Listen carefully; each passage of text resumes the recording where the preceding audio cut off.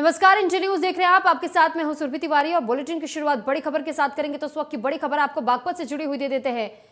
RLG ने छपरौली से प्रत्याशी बदल दिया है। अब प्रोफेसर अजय कुमार होंगे प्रत्याशी। तो यूपी राजनीति से जुड़ी बड़ी खबर आपको दे रहे हैं। आरएलजी के छपरौली से प्रत्याशी बदला गया है और ये कहा जा रहा है कि अब प्रोफेसर अजय कुमार प्रत्याशी बना दिए गए हैं। मुजफ्फरनगर से आरएलडी प्रत्याशी होंगे सौरभ। तो पहले वीरपाल राठी को टिकट मिला था, लेकिन अब प्रत्याशी का नाम बदला जा चुका है। मुजफ्फरनगर से आरएलडी प्रत्याशी सौरभ को बनाया गया है। इस पर अधिक जानकारी के साथ सनुज हमारे साथ संवाददाता जुड़ चुके हैं। सनुज, आपसे जानकारी चाहेंगे कि बागपत में जो आरएलडी ने छपरौली से प्रत्याशी को बदल दिया, आखिर इसके पीछे की क्या वजह बताई जा रही है?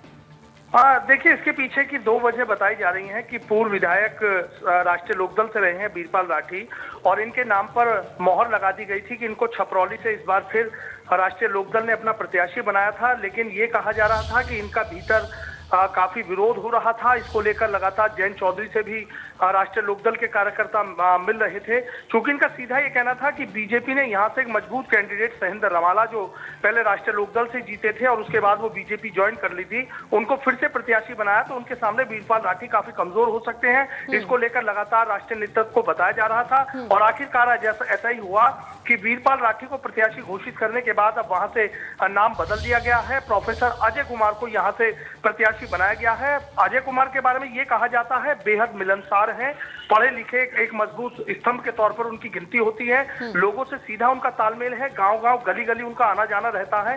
तो ऐसे में राष्ट्रीय लोकदल को कहीं ना कहीं दिख रहा था कि छपरौली भले ही उसका अभेद्य दुर्ग है, लेकिन जो टिकट घोषित किया गया है, वीरपाल राठी को जो टिकट दिया गया है, वो एक कमजोर प्रत्याशी के तौर पर हो सकते हैं, ऐसी सूचनाएं दिल्ली जा रही थी। उसके बाद इस टिकट को बदला गया है, लेकिन कहीं ना कहीं इस बात को सोचने के लिए मजबूर कर दिया है कि क्या टिकट बंटवारे में जल्दबाजी की गई थी, जो अपने फैसले को बदलना पड़ा। प्रोफेसर अजय कुमार का जो नाम है वो पहले भी आ सकता था, लेकिन आप सोचिए कि इसका पार्टी पर कहीं ना कहीं असर जरूर पड़ता है कि किसी प्रत्याशी को चुनाव मैदान में उतारना और चुनाव मैदान में उतारने के बाद उसका टिकट काटना। ठीक सनुज, बहुत धन्यवाद आपको तमाम जानकारी हम तक पहुंचाने के लिए। तो पहले वीरपाल राठी को टिकट दिया गया था, लेकिन अब प्रत्याशी बदल दिया गया है। तो बड़ी खबर।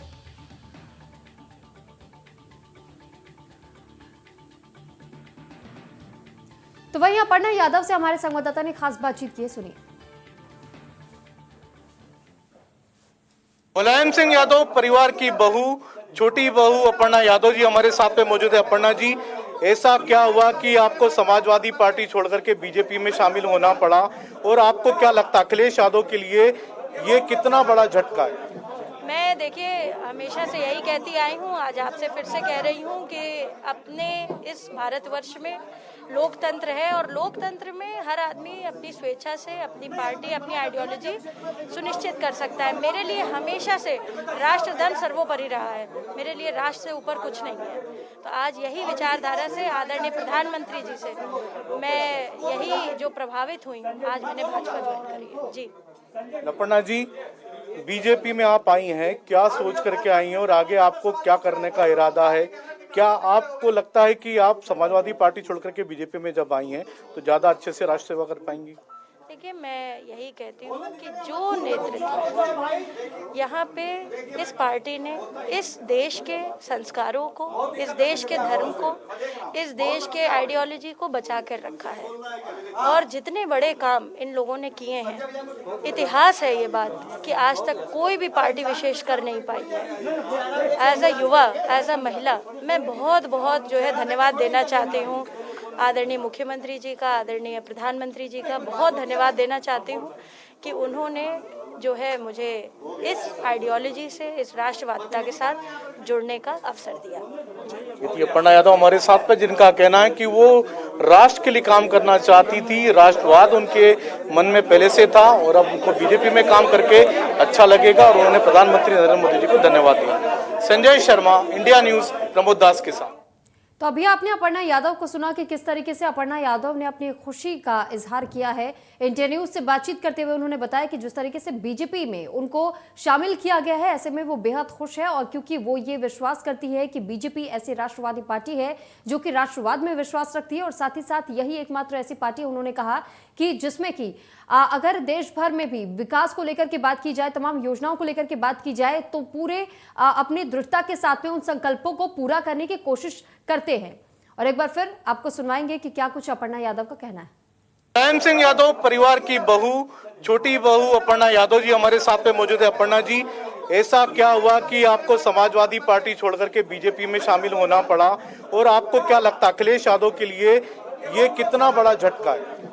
मैं देखिए हमेशा से यही कहती आई हूँ, आज आपसे फिर से कह रही हूँ कि अपने इस भारतवर्ष में लोकतंत्र है और लोकतंत्र में हर आदमी अपनी स्वेच्छा से अपनी पार्टी, अपनी आइडियोलॉजी सुनिश्चित कर सकता है। मेरे लिए हमेशा से राष्ट्रधर्म सर्वोपरि रहा है, मेरे लिए राष्ट्र से ऊपर कुछ नहीं है। तो आज यही विचारधारा से आदरणीय प्रधानमंत्री जी से मैं यही जो प्रभावित हुई हूँ, आज मैंने भाजपा ज्वाइन करी है। जी अपर्णा जी, बीजेपी में आप आई हैं, क्या सोच करके आई हैं और आगे आपको क्या करने का इरादा है? क्या आपको लगता है कि आप समाजवादी पार्टी छोड़कर के बीजेपी में जब आई हैं तो ज्यादा अच्छे से राष्ट्र सेवा कर पाएंगी? देखिए, मैं यही कहती हूँ कि जो नेतृत्व यहाँ पे इस पार्टी ने इस देश के संस्कारों को, इस देश के धर्म को, इस देश के आइडियोलॉजी को बचा कर रखा है और जितने बड़े काम इन लोगों ने किए हैं, इतिहास है ये बात कि आज तक कोई भी पार्टी विशेष कर नहीं पाई है। एज अ युवा, एज अ महिला, मैं बहुत बहुत जो है धन्यवाद देना चाहती हूँ आदरणीय मुख्यमंत्री जी का, आदरणीय प्रधानमंत्री जी का बहुत धन्यवाद देना चाहती हूँ कि उन्होंने जो है मुझे इस आइडियोलॉजी से, इस राष्ट्रवादिता के साथ जुड़ने का अवसर दिया। जी, अपर्णा यादव हमारे साथ पे, जिनका कहना है कि वो राष्ट्र के लिए काम करना चाहती थी, राष्ट्रवाद उनके मन में पहले से था और अब उनको बीजेपी में काम करके अच्छा लगेगा और उन्होंने प्रधानमंत्री नरेंद्र मोदी जी को धन्यवाद दिया। संजय शर्मा, इंडिया न्यूज, प्रमोद दास के साथ। तो वहीं अपर्णा यादव ने बीजेपी ज्वाइन कर ली और बीजेपी में शामिल हुई अपर्णा यादव, और ऐसे में दिल्ली बीजेपी दफ्तर में उनको सदस्यता दिलाई गई। स्वतंत्र देव सिंह, दयाशंकर सिंह भी इस दौरान मौजूद रहे। UP deputy CM Keshav Prasad Maurya भी इस दौरान मौजूद रहे। पीएम मोदी, सीएम योगी का धन्यवाद भी अपर्णा यादव ने किया। मेरा चिंतन, मेरा राष्ट्र पहले है, आप सभी का सहयोग चाहिए। मेरे चिंतन में राष्ट्र धर्म सर्वोपरि है, मैं राष्ट्र की आराधना करने निकली हूँ और पीएम मोदी, सीएम योगी का धन्यवाद। तो यह अपर्णा यादव के वो बोल थे जिस दौरान उनको पार्टी में सदस्यता दिलाई गई। तो बीजेपी अध्यक्ष से अपर्णा यादव ने मुलाकात की, जेपी नड्डा से अपर्णा यादव ने मुलाकात की और वहीं सीएम योगी आदित्यनाथ भी उस दौरान साथ में मौजूद रहे। पीएम मोदी और योगी आदित्यनाथ का उन्होंने धन्यवाद भी किया। तो आपको उस दौरान की कुछ तस्वीरें भी दिखा रहे जिस दौरान पार्टी की तरफ से अपर्णा यादव को सदस्यता दिलाई गई। जेपी नड्डा, साथ ही स्वतंत्र देव सिंह और मुख्यमंत्री योगी आदित्यनाथ और डिप्टी सीएम भी इस दौरान मौजूद रहे थे। तो आपको तस्वीरों में अपर्णा यादव को उस दौरान की दिखा रहे हैं जिस दौरान उनको पार्टी में सदस्यता दिलाई गई। दरअसल मुलायम सिंह की छोटी बहू हैं अपर्णा यादव, जिनको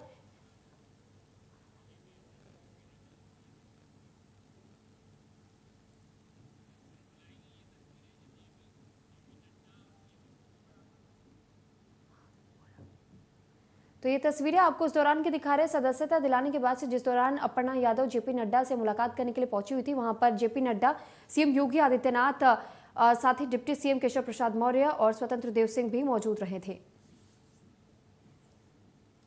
तो पीएम मोदी, सीएम योगी का धन्यवाद भी अपर्णा यादव की तरफ से किया गया। उन्होंने ये भी कहा कि मेरे चिंतन में राष्ट्र पहले है, आप सभी का सहयोग चाहिए। मेरे चिंतन में राष्ट्र धर्म सर्वोपरि है, मैं राष्ट्र की आराधना करने निकली हूं। और पीएम मोदी, सीएम योगी आदित्यनाथ का उन्होंने इस दौरान धन्यवाद भी दिया। यहाँ पे मैं आदरणीय प्रधानमंत्री श्री नरेंद्र मोदी जी का, आदरणीय मुख्यमंत्री उत्तर प्रदेश श्री योगी जी का बहुत बहुत धन्यवाद करती हूँ और हम सबके प्रदेश अध्यक्ष जी स्वतंत्र देव जी, हमारे डिप्टी चीफ मिनिस्टर केशव राय मौर्य जी, श्री अनिल बलूनी जी, मैं बहुत बहुत धन्यवाद देती हूँ यहाँ पे मंचासीन सभी लोगों का कि आपने मुझे भारतीय जनता पार्टी का मेंबर बनने का एक सुअवसर दिया। मैं जैसा कि सभी जानते ही हैं, मैं हमेशा से प्रभावित रहती थी आदरणीय प्रधानमंत्री जी से, और मेरे चिंतन में हमेशा राष्ट्र सबसे पहले है। मुझे लगता है कि राष्ट्र का धर्म मेरे लिए सबसे ज़्यादा ज़रूरी है, और मैं बस यही बोलना चाहती हूँ कि अब मैं राष्ट्र की आराधना करने निकली हूँ। इसलिए आप सभी लोगों का सहयोग भी बहुत अनिवार्य है।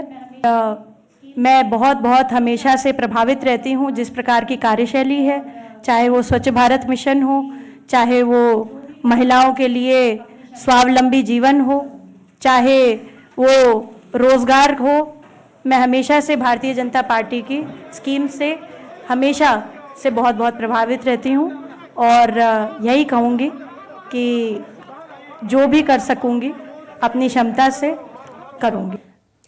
तो अपर्णा का हृदय से स्वागत। समाजवादी पार्टी में मियां जान की चलती थी, संगठन का विस्तार भी इसको लेकर किया गया। स्वतंत्र देव सिंह ने तमाम बातें की। मुलायम सिंह जी की बहू अपर्णा यादव आज भारतीय जनता पार्टी में शामिल हो रही हैं। मैं हृदय से स्वागत करता हूं। और कारण क्या है, उत्तर प्रदेश के बारे में आप जानते हैं। उत्तर प्रदेश सपा के शासन में पश्चिमी उत्तर प्रदेश का चुनाव चल रहा है। पूरा मेरठ, सहारनपुर, शामली, गाजियाबाद इस बेल्ट का और पश्चिमी उत्तर प्रदेश ब्रज प्रथम और द्वितीय चरण का चुनाव है। और सपा के शासन में गुंडागर्दी को इतना महत्व दिया जाता है कि पश्चिमी उत्तर प्रदेश में कोई बेटी या कोई बेटा या किसान सुरक्षित नहीं रहता है। 5 बजे वो अपना दरवाजा बंद कर लेता था। यदि कोई व्यक्ति किसी को छेड़ देता था, यदि पुलिस गिरफ्तारी कर लेती थी तो मियां जान का फोन आ जाता था। यानी सपा के शासन में अखिलेश यादव की नहीं चलती थी, केवल आजम खान की चलती था। अपर्णा को शुरू से लग रहा है कि केंद्र में आदरणीय मोदी जी, राज्य में योगी जी, एक अच्छा सुशासन है, कानून का राज है और ये राज रहना चाहिए। इससे प्रभावित होकर भारतीय जनता पार्टी में शामिल हुई हैं। मैं हृदय से स्वागत करता हूं। और भारतीय जनता पार्टी में 2 ही काम है, संगठन का विस्तार और कार्यकर्ता का निर्माण, कि आगे बढ़कर ठीक ढंग से नेतृत्व करे। तो वहीं UP deputy CM Keshav Prasad Maurya का बयान भी इस बीच सामने आया। अखिलेश यादव चुनाव लड़ने से डर रहे हैं, केशव प्रसाद मौर्य ने कहा। साथ ही उन्होंने कहा कि सुरक्षित सीट से चुनाव लड़ना चाह रहे हैं, और क्यों इतना सुरक्षित सीट वे चाह रहे हैं, यानी अखिलेश यादव को घेरते हुए केशव प्रसाद मौर्य ने तमाम बातें कही हैं। उत्तर प्रदेश की जनता ने दिया था, इससे 2022 के विधानसभा चुनाव में जाने की हिम्मत नहीं जुटा पा रहे हैं। अभी एक खबर जरूर मैं देख रहा हूं आप सबके माध्यम से, वो विधानसभा चुनाव लड़ेंगे, लेकिन वो कहते थे कि हमने विकास किया है। और अगर आपने विकास किया है तो सीट को चुनने में इतना देरी क्यों लगा रहे हो, और ऐसी सीट क्यों नहीं चुन रहे हो जहां आपने विकास किया है? क्यों ऐसे सुरक्षित इलाके की ओर भाग रहे हो जहां से आपको जीत करके नहीं आना है? मैं यह मानता हूं कि श्री अखिलेश यादव जी भाजपा की लहर से भयभीत हैं, और 2022 के विधानसभा चुनाव में सुरक्षित ठिकाना तलाशने में अधिसूचना जारी होने के बाद इतना समय लगा दिया उनको। खबर बलिया से है, जहां भारतीय जनता पार्टी के बयानवीर विधायक सुरेंद्र सिंह के एक बार फिर से बिगड़े बोल सामने आए हैं, और इस बार उनके निशाने पर पूर्व राज्य मंत्री और सपा नेता स्वामी प्रसाद मौर्य रहे हैं। क्या कुछ कहा, आइए आपको सुनाते हैं। पिछड़ी जाति के ऐसे स्वामी प्रसाद मौर्य जैसे नेता जो है पिछड़ी समाज के लोगों के साथ धोखा और विश्वासघात कर रहे हैं। सब केवल अपने खानदान और परिवार के लोगों को राजनीति में आगे बढ़ाने के लिए सब एक नुस्खा लेते हैं। अब बताइए, वो जिस प्रकार से मुलायम सिंह यादव के घर में सब लोग MP MLA हैं, और यही चाहते हैं स्वामी प्रसाद मौर्य जी हमारे भी परिवार के, हमारा बेटा, हमारी बेटी, हमारी बहू, हमारा जो है दामाद, सब लोग MP MLA हो जाएं। तो भारतीय जनता पार्टी के संस्कृति में ऐसा संभव नहीं है। नहीं, ऐसा है, भाजपा ने तो उनको जो है समाज कल्याण विभाग दे दिया था, उद्योग मंत्री बना दिया। अब कौन सा चाहते हैं? और उसका मतलब केवल अपना अपना वो जो है परिवार को रोजगार चाहते हैं। परिवार का रोजगार मतलब दुकान नहीं, परिवार का रोजगार मतलब उनको नेतागिरी चाहिए, विधायक और एमपी का टिकट चाहिए। तो वहीं पश्चिम बंगाल की सत्तारूढ़ पार्टी तृणमूल कांग्रेस ने साफ कर दिया है कि वो उत्तर प्रदेश में विधानसभा चुनाव नहीं लड़ेगी। वहीं समाजवादी पार्टी के उपाध्यक्ष किरणमय नंदा ने कोलकाता में पश्चिम बंगाल के मुख्यमंत्री ममता बनर्जी से मुलाकात की और मुलाकात के बाद नंदा ने बताया कि ममता बनर्जी 8 फरवरी को लखनऊ आएंगी और अखिलेश यादव से मिलेंगी। दोनों नेता एक वर्चुअल बैठक को साथ में संबोधित भी करेंगे और इसके बाद एक प्रेस कॉन्फ्रेंस की जाएगी। इसके बाद वाराणसी में एक रैली को भी दोनों नेता संबोधित करते हुए नजर आएंगे। उत्तर प्रदेश चुनाव को लेकर फिर चर्चा में है ऑल इंडिया तृणमूल कांग्रेस। आने वाले उत्तर प्रदेश चुनाव में ऑल इंडिया तृणमूल कांग्रेस भाग तो नहीं लेगा, लेकिन प्रचार में वो जरूर हिस्सा लेगा। आने वाले महीनों अर्थात फरवरी 8 तारीख को उत्तर प्रदेश चुनाव के लिए ममता बनर्जी यूपी दौड़ में जा रहे हैं और आने वाले समय में वो 8 फरवरी को वो उत्तर प्रदेश चुनाव का जो वर्चुअल बैठक होगा उसमें भाग लेंगे और एक साथ समाजवादी पार्टी तथा सुप्रीमो अखिलेश यादव के साथ वो सांबादिक बैठक भी करेंगे। आज ममता बनर्जी का जो बासभवन कालीघाट में समाजवादी पार्टी का जो दूत है किरणमय नंदो उसने आया और ममता बनर्जी के साथ मुलाकात के बाद ही उसने सांबादिक बैठक में ये सब बात बताई। माना जा रहा है कि पिछले जो चुनाव थे वो पिछले चुनाव में बीजेपी ममता बनर्जी का तृणमूल कांग्रेस के साथ पर्यदस्त हो गया और इससे ममता बनर्जी को बीजेपी के अगेंस्ट का जो मुख मानते हुए प्रचार में सामने आने के लिए समाजवादी पार्टी का अखिलेश यादव ने किरणमय नंद को भेजा और ममता बनर्जी को उत्तर प्रदेश दौरे के लिए आमंत्रित किया। आने वाले चुनाव में उत्तर प्रदेश के लिए ममता बनर्जी तो जाएंगे ही और 8 तारीख को जाने के लिए लखनऊ पहुंचेंगे। माना जा रहा है कि उत्तर प्रदेश चुनाव में ममता बनर्जी कोई भी प्रार्थी कोई भी प्रत्याशी नहीं देंगे, लेकिन प्रचार में ऑल इंडिया तृणमूल कांग्रेस का जो सुप्रीमो ममता बनर्जी वह जाएंगे और प्रचार करेंगे, जो कि कोरोना का माहौल है और इस कोरोना का माहौल को लेकर ममता बनर्जी उधर वर्चुअली संबोधित करेंगे और चौथो सांबादिक बैठक भी करेंगे। सूत्र के मुताबिक प्रधानमंत्री नरेंद्र मोदी का जो लोकसभा क्षेत्र है वाराणसी उसमें भी ममता बनर्जी जाएंगे और संबोधित करेंगे, लेकिन उसका डेट अभी तक पता नहीं चला। तो आने वाले चुनाव की उत्तर प्रदेश चुनाव को लेकर टीएमसी और समाजवादी पार्टी का जो गठबंधन वो होने जा रहा है, बल्कि कोई भी कैंडिडेट तृणमूल कांग्रेस का नहीं होगा, लेकिन फिर भी प्रचार में ऑल इंडिया तृणमूल कांग्रेस और समाजवादी पार्टी एक साथ होकर जनता को संबोधित करेंगे। पश्चिम बंगाल से कैमरा पर्सन राजू दास के साथ उशीष घोष, इंडिया न्यूज। और इस बीच एक बड़ी खबर सामने आ रही है। चुनाव आयोग से समाजवादी पार्टी को बड़ी राहत मिली है। भीड़ जुटाने वाले केस के चुनाव आयोग से राहत मिली है। अखिलेश यादव को चुनाव आयोग ने समाजवादी पार्टी को दरअसल राहत दे दी है। टिकट के लिए प्रत्याशी अब समाजवादी पार्टी कार्यालय आ सकेंगे। कोविड गाइडलाइन का पालन करना होगा, इलेक्शन कमीशन की तरफ से कहा गया है। चुनाव आयोग ने खुले तौर पर यह हिदायत दी है समाजवादी पार्टी को कि अगर कोई प्रत्याशी टिकट के लिए कार्यालय पहुंचता है तो कोविड गाइडलाइन का पालन करना अनिवार्य होगा। हालांकि फिलहाल अखिलेश यादव पर जो शिकंजा कसा था चुनाव आयोग ने, अब उससे बड़ी राहत चुनाव आयोग की तरफ से मिल चुकी है समाजवादी पार्टी को, क्योंकि समाजवादी पार्टी को भीड़ जुटाने वाले केस को लेकर के अब चुनाव आयोग ने राहत दे दी है। हालांकि दूसरी ओर हिदायत दी गई है समाजवादी पार्टी को कि अगली बार से इस बात का ध्यान रखा जाए, कोविड प्रोटोकॉल का पालन करना जरूरी है और अगर किसी भी तरीके से कोविड प्रोटोकॉल का उल्लंघन होता है, नियमों की धज्जियां उड़ाई जाती है तो अगली बार कार्रवाई की जाएगी। तो चुनाव आयोग ने समाजवादी पार्टी को राहत फिलहाल दे दी है। यूपी विधानसभा चुनाव 2022 को लेकर के एक तरफ जहां सभी राजनीतिक दलों ने कमर कस ली है तो सभी अपनी अपनी सरकार बनाने के दावे ठोक रहे हैं, वहीं इस बीच भारतीय जनता पार्टी के एक विधायक इन दिनों अपनी ही पार्टी की फजीहत करा रहे हैं। दरअसल चुनाव से पहले बाराबंकी जिले में एक बीजेपी विधायक के बहिष्कार का मामला तूल पकड़ता जा रहा है, जहां ग्रामीणों ने गांव की कई दीवारों पर मोदी योगी से बैर नहीं, शरद अवस्थी की खैर नहीं और भाजपा को जिताना है तो वर्तमान विधायक को हटाना है कि पोस्टर चस्पाकर बीजेपी विधायक का विरोध कर रहे हैं। वहीं बीजेपी विधायक के खिलाफ गांव में लगे पोस्टरों का वीडियो अब सोशल मीडिया पर जमकर के वायरल भी हो रहा है। मेरे यहाँ सब नाली नर्दहा सब एकदम ढला हुआ है, एकदम बेकार पड़ा हुआ है। और जो हमारे यहाँ के शरद अवस्थी जी विधायक हैं मौजूदा में, वो यहाँ पर लौट करके इलेक्शन के बाद आए ही नहीं। और जो भी हम देखते हैं, जो कहते हैं, वो हमारी कोई कार्रवाई सुनाई नहीं जाती है। अगर बीजेपी से शरद अवस्थी जी को विधायकी का जो है टिकट दिया जाता है, मैं इनका सपोर्ट नहीं करूंगा, क्योंकि ये जीत नहीं पाएंगे। इनसे जनता बहुत भारी मात्रा में रूठी हुई है।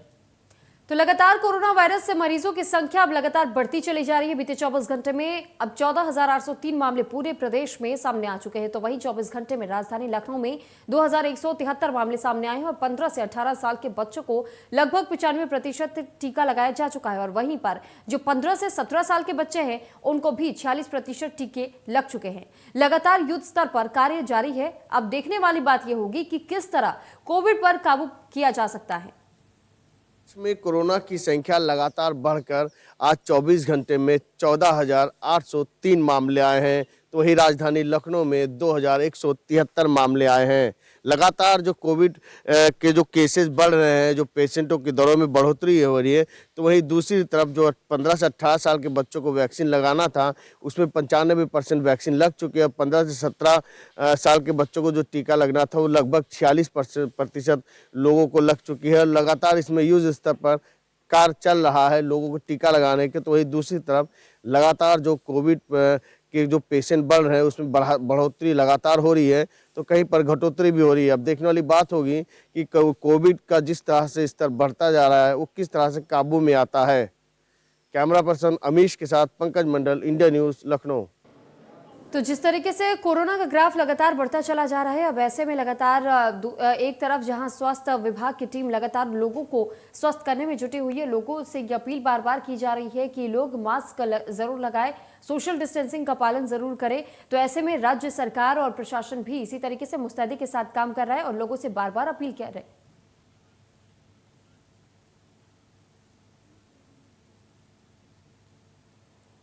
और इस बीच एक बड़ी खबर सामने आ रही, तो इस वक्त की बड़ी खबर आपको चुनाव से जुड़ी हुई दे देते हैं। दरअसल इमरान मसूद की वापसी हो सकती है, यानी कि घर वापसी को लेकर के बड़ी खबर सूत्रों के हवाले से सामने आ रही है। इमरान मसूद फिर से कांग्रेस में वापस आ सकते हैं। इसी वजह से कहा जा रहा है कि थोड़ी देर में फिर से कांग्रेस में शामिल हो सकते हैं। सूत्रों के हवाले से बड़ी खबर, इमरान मसूद को एक बार फिर से कांग्रेस पार्टी में दाखिला मिल सकता है।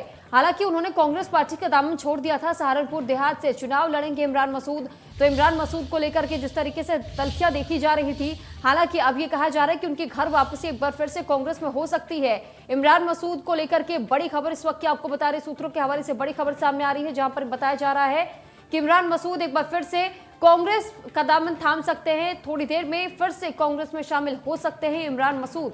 तो इमरान मसूद को लेकर के तमाम चर्चाएं तेज थी, क्योंकि कांग्रेस का जब दामन उन्होंने छोड़ा था तो कई सवाल खड़े किए गए थे। लेकिन अब सहारनपुर देहात से चुनाव लड़ेंगे इमरान मसूद, ये खबरें सामने आ रही है सूत्रों के हवाले से। तो चुनाव से जुड़ी इस वक्त की बड़ी खबर आपको दे रहे हैं इमरान मसूद को लेकर के। इमरान मसूद फिलहाल ये कहा जा रहा है कि कुछ ही देर के बाद हो सकता है कि कांग्रेस पार्टी में एक बार फिर से शामिल हो जाए। तो थोड़ी देर में एक बार फिर कांग्रेस का दामन थाम सकते हैं इमरान मसूद। हालांकि उन्होंने कांग्रेस पार्टी अपनी मर्जी से छोड़ी थी, लेकिन एक बार फिर उनके घर वापसी होने की अब अटकलें तेज हो गई हैं। अब बड़ी खबर इसे माना जा रहा है। सूत्रों के हवाले से खबर सामने आ रही है कि कुछ ही देर के बाद कांग्रेस में शामिल हो सकते हैं इमरान मसूद। तो इमरान मसूद की घर वापसी हो सकती है, सूत्रों के हवाले से बड़ी खबर इस वक्त की आपको बता रहे हैं। तो इमरान मसूद जो कि कांग्रेस की तरफ से पहले भी चुनावी मैदान में उतर चुके हैं, उन्होंने कांग्रेस पार्टी छोड़ी थी, लेकिन फिर से उनकी वापसी हो सकती है। इस पर अधिक जानकारी के साथ नरेंद्र हमारे साथ जुड़ चुके हैं, संवाददाता नरेंद्र। जानकारी चाहेंगे आपसे कि आपसे ये जानना चाहते हैं कि जिस तरीके से अभी ये कहा जा रहा है कि इमरान मसूद की एक बार फिर से घर वापसी हो सकती है, हालांकि उन्होंने कांग्रेस का दामन छोड़ा भी था, इसको लेकर के और क्या कुछ जानकारी आपके पास? देखिए, इमरान मसूद समाजवादी पार्टी से टिकट चाहते थे, उनको टिकट नहीं मिला है, तो एक बार फिर उनकी कांग्रेस के नेताओं से बातचीत चल रही है। जो हमें जानकारी मिली है उसमें ये फाइनल हो गया है कि इमरान मसूद को फिर से पार्टी में शामिल किया जाएगा। आज कांग्रेस पार्टी कार्यालय पर इमरान मसूद थोड़ी देर में पहुंच सकते हैं और उनको फिर से समाजवादी पार्टी में कांग्रेस पार्टी में उनको ज्वाइन कराया जाएगा। जिस तरीके से समाजवादी पार्टी से इनके टिकट मिलने की संभावनाएं समाप्त हुई है। इसके बाद से इमरान मसूद लगातार प्रयास कर रहे थे कि इनको कांग्रेस में टिकट मिल जाए। सहारनपुर देहात से उनके चुनाव लड़ने की भी संभावना है। इस बात को लेकर कांग्रेस की तरफ से भी चलिए ठीक इंगित किया गया है कि इनको जी नरेंद्र, बहुत धन्यवाद आपका तमाम जानकारी हम तक पहुंचाने के लिए। चलो भाई, दूसरों के पैर पकड़वा रहे, तुम मुसलमान सीधे हो जाओ, मेरे पे क्यों पैर पकड़वा रहे? सारे मेरे पकड़ते फिरेंगे, मुझे पैर पकड़वा दिए, मेरा कुत्ता बना दिया। दूसरों के पैर पकड़वा रहे, तुम मुसलमान सीधे हो जाओ, मेरे पे क्यों पैर पकड़वा रहे? सारे मेरे पकड़ते फिरेंगे, मुझे पैर पकड़वा दिए, मेरा कुत्ता बना दिया। दूसरों के पैर। और इसी के साथ फिलहाल इस बुलेटिन में इतना ही। आप बने रहिए इंडिया न्यूज के साथ। नमस्कार।